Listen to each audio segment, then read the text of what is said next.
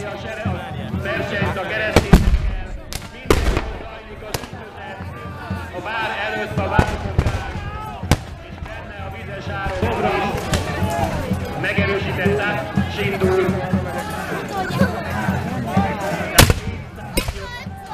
Nyomul előre a keresztény senek. Az egyik oldalon egy kézitus alakul ki, a jobb szárnyon a keresztény jobb szárnyát pedig közvetlenül ostromolják létrákkal. A nagy tatai vár kis török őrsége hősies győzelemben, mintha kezdenék ki szorítani a felvonuló, arcetszett, bátor, keresztény seregek.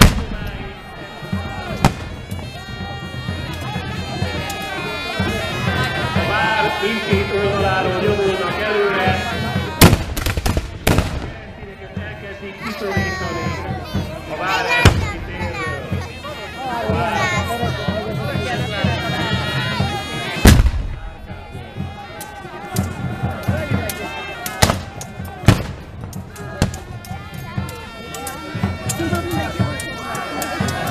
Hápi Miklós halálmegvető bátorsággal, ékes saját személyével irányítja a jobb szárnyon a támadást, a törökök elleni támadást.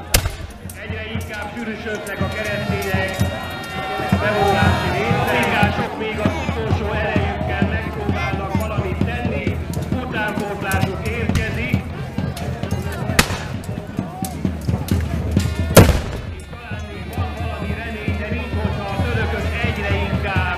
Szorítanák ki a keresztényeket a tatai vár elől, ha mintha nem dőlt volna el még a világ sorsa. A janicsárok, az azagok, az akincsik, halált megvető vár.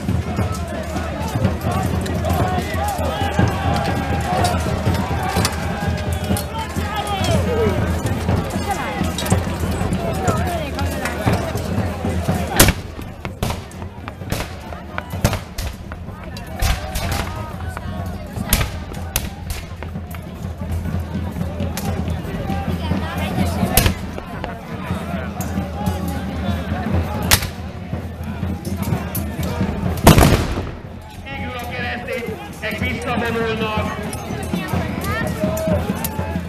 az utolsókat ütik.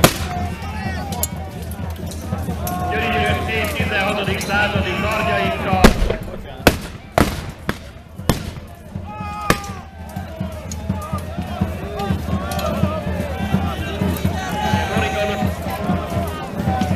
Ellenzőt az is képes végteni a vágásokat. Isten tökélet a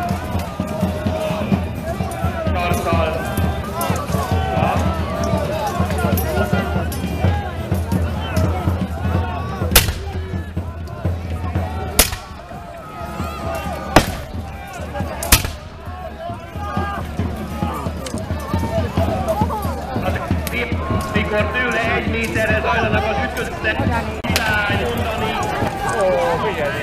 a maga testével szorítja vissza a janicsárokat, és védi a keresztényeket, és hatalmas veszteségeket okoz a janicsárok előretörő seregi. Mindenki számba veszi sebesültjeit.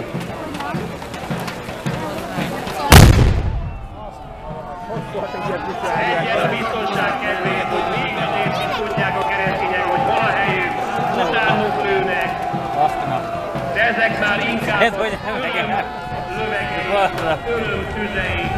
Sárga, ez sárga, boldogan kiáltják Patiaga nevét, aki örök életlenített szobor áll a tatai vár fokán.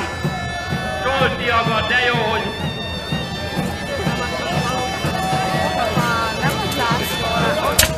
Zsoltiaga köszönti győztes népét, és egy hatalmas bulira hívja őket, hiszen van mit ünnepelni, egy reménytelen helyzetet győzelemmé alakítottak. Ma bizony a törökök nyertek.